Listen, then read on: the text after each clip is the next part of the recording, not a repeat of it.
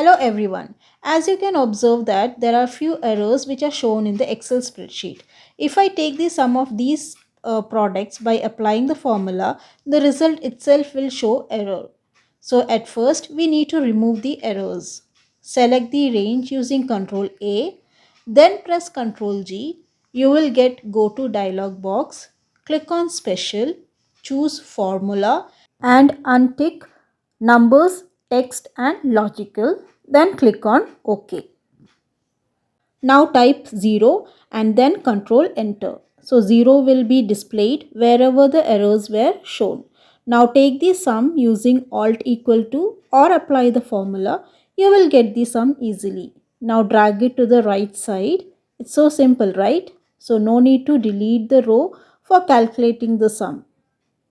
If you found this video helpful and informative, do like, share and subscribe. Thank you for watching.